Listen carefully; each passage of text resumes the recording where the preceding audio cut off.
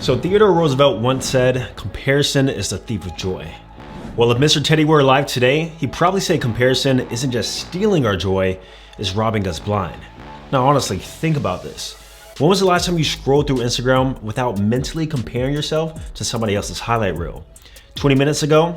Exactly, I thought so. But here's the downside, it's not just social media. You see, comparison has become the air that we breathe.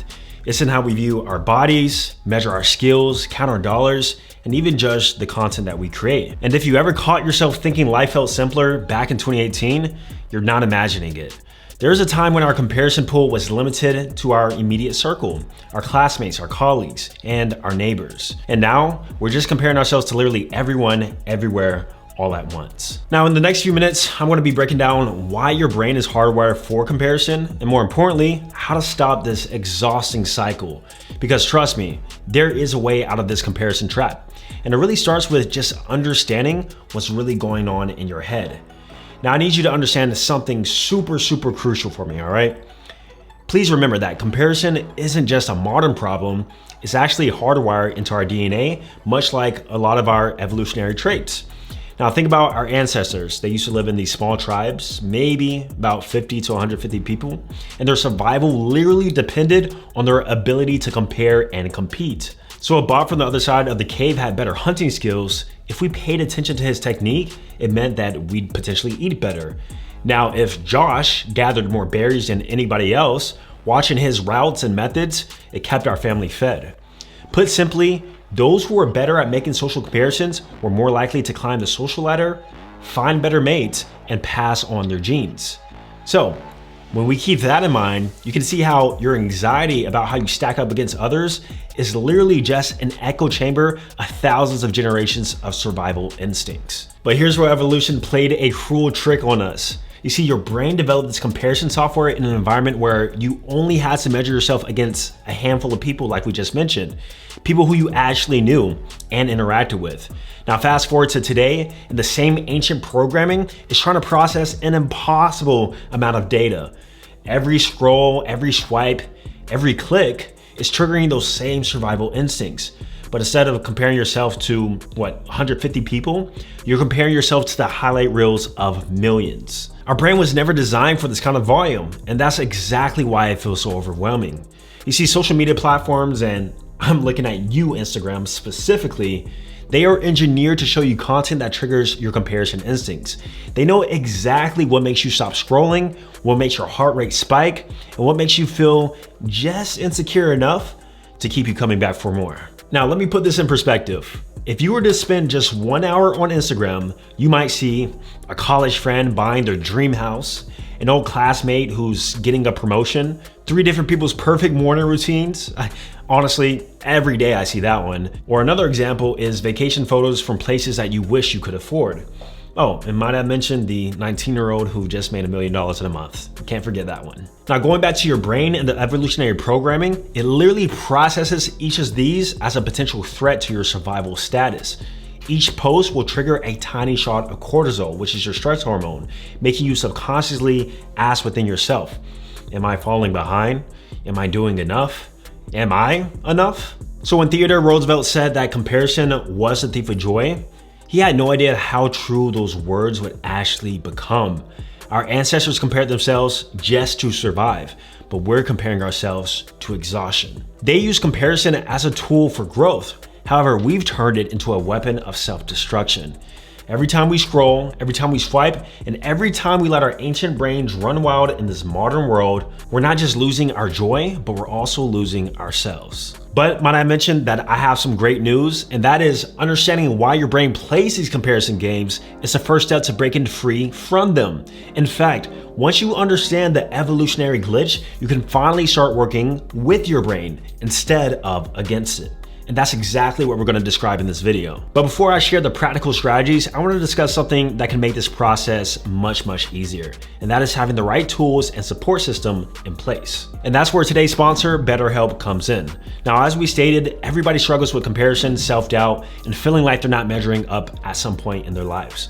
Now, while some people try to handle these issues on their own, the truth is they don't have to. Therapy is one of the most effective ways to break out of these negative thought patterns and start focusing on one's own growth. Therapy gives you a safe place to talk about what's on your mind, whether it's stress, self-comparison, anxiety, or really anything. However, without the fear of judgment. And a therapist is there to listen, ask the right questions, and help you see things from a different perspective. And no, you're not just venting. Instead, you're using this as a tool for personal growth. You see, therapy can help you understand yourself better, develop healthier habits, and even learn how to manage your stress and emotions more effectively. And here's the truth. You don't need to have a clinical mental health issue to benefit from therapy. It's a tool that anybody can use to improve their mindset and overall well-being. Now, what I personally love about BetterHelp is how they're making getting professional support so simple and accessible. Instead of waiting for weeks at an appointment, you can get started in just a few days because everything, including the actual sessions, is done online.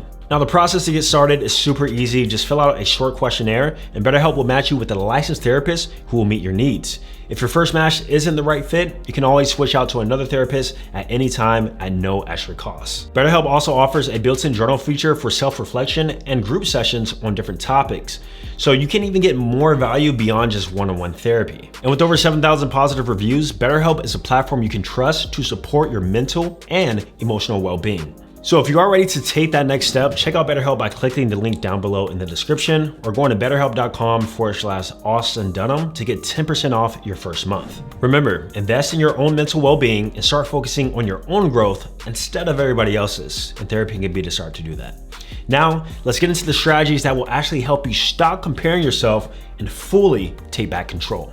All right, so we talked about social media, right? This device right here, the iPhone, is literally destroying your life in many ways. And in a lot of ways, it helps people's lives. But when it comes to social media, as he mentioned, you are constantly comparing yourself because you just simply spend too much time on your phone. And honestly, I am a victim of this. I can't lie. I spend so much time on Instagram, just passively, just scrolling, watching short form content, looking at my Explore page. However, it wasn't until I did this one thing that really changed everything for me mentally. And honestly, it was so simple. I can't believe I didn't do it earlier because I always knew that I need to spend less time on my phone, but in practice, that is actually very, very difficult. So here's exactly what you're gonna do. If you have the iPhone, I'm not sure about you Android people, but if you have the iPhone, we're gonna use the time limit feature. So all you gotta do is go into your settings. In the search bar, search screen time and make sure that that is turned on. And then you're gonna scroll down to app limits. And then me personally, I have Instagram and TikTok max at 30 minutes a day. 30 minutes a day.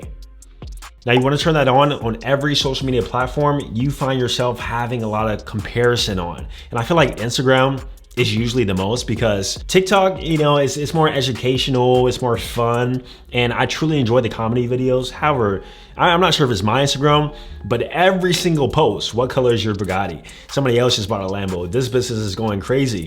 And I mentioned before how in my own personal story, I was doing the best I had ever done in my life.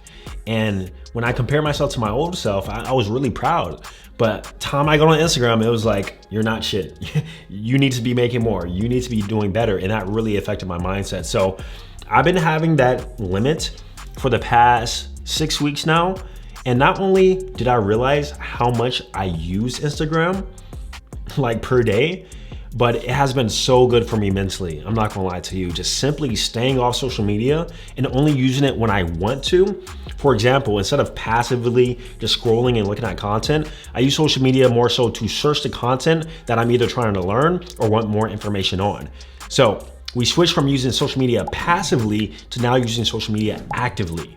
We use it to find content and or maybe watch content from particular individuals. They might be really handsome. They might talk about, self-improvement and dating, and they might, wear nice jewelry. I don't know, whoever you tend to follow. Point is, we want to use it actively.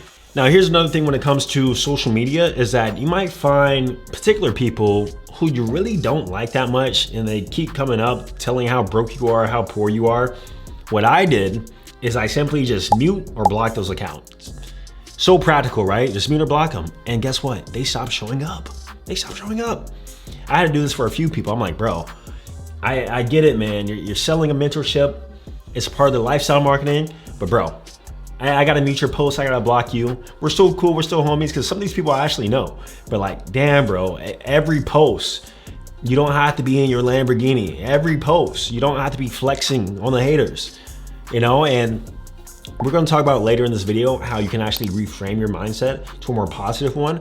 But I have found using the time limits, using social media more from an active standpoint, temporarily muting or blocking accounts, and the last one, staying the F off your explore page, has been so beneficial for my mental health, so beneficial. The explore page is not only dangerous from a comparison trap, but let me tell you, if you're on the explore page, and you know what I'm talking about, if you have the P addiction, you definitely need to get off the explore page. Every single post is big booty this, and a woman walking on the treadmill with all her booty out. I'm like, this is not for me. Like Instagram, I'm not sure what you're curating for me at this point in time, but this is not it. We need to change something up. And so I just, even when I have to do something on Instagram, let's say I have to post a story or I have to check my messages, I will literally close my eyes when I get to the explore page and swipe over to what I need to do and or quickly type what I need to search. It's that serious. Now, as we mentioned in the intro, comparison is really just an aspect of evolution, and it's always gonna happen. However, what we need to try to compare ourselves to is not necessarily other people. We need to compare ourselves to ourselves. This is the you versus you mentality, and I call it the personal progress protocol. So you need to get forms of proof in the form of video documentation, in the form of business receipts, in the form of social media followers, whatever goal you're trying to personally achieve, even your physique before and afters, you need to simply compare yourself to yourself over the course of 3 months, 6 months, 1 year. And as long as you're progressing within yourself, that's truly the best form of progress. If you ever listen to that song, Me Versus Me, it's facts. All the lyrics are facts. It's literally just you versus you every single day. And I know sometimes you'll look at your past self and you'll always want more. And truth is, you probably never will be satisfied with what you have just because we're always in that growth mindset. However, when I objectively compare myself to Austin a year ago, Austin 2 years ago, that person would truly be proud of what I have accomplished at this point in time. That person will be so proud of the fact that I don't self-sabotage, I have positive habits, I have a good relationship with the people around me, I live a lifestyle that I personally want to. I do what I've always wanted to do since I was, 16 years old. So you can correlate all this to your own personal progress protocol, and even if you were making just a little bit of progress, there needs to be some aspect of gratitude and appreciation towards that, because that is, once again, still progress. Now, I was reading this book a few weeks ago, and one thing that really stuck out to me is that we need to create, not compete. You see, when it comes to social media, a lot of people are really trying to one-up each other. Everybody's copying each other. Everybody's trying to compete in some way or another. But I tell myself, I'm away from the noise. I'm not trying to do what nobody else is doing. I'm focused on my own lane. All I'm purely trying to do is create. And you'll realize that when you're busy building your own highlight reel, you spend less time obsessing over everyone else's. And that's the beauty of having that producer versus that consumer mindset. A lot of you guys are comparing because you're stuck in that consumer mindset.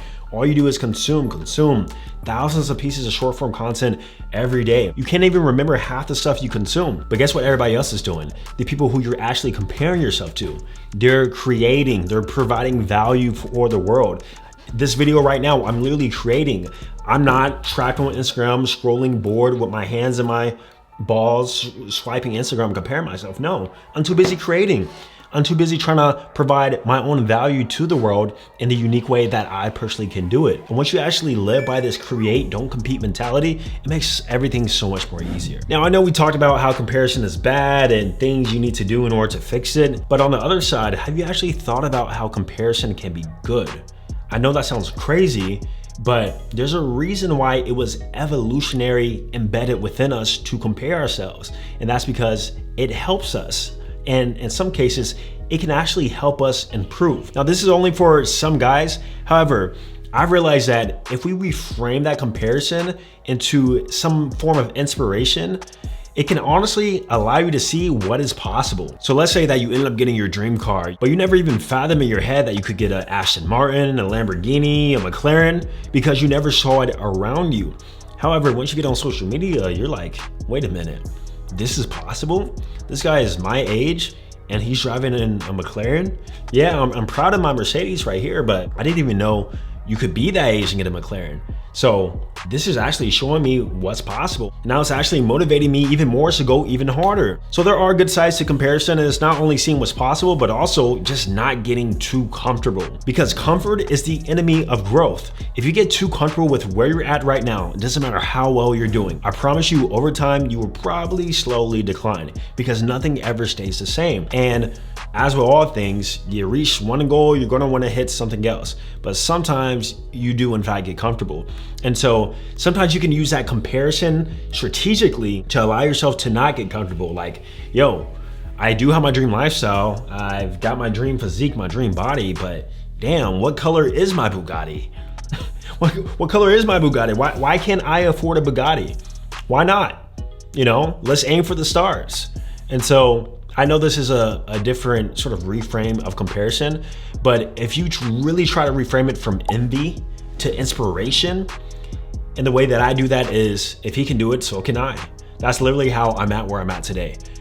I compare myself to somebody else doing YouTube videos, and I literally said, if he can do it, so can I. These people are not smarter than me. These people are not more articulate than me. These people are not more attractive or more advanced in any sort of way than me. They all have the same story I do.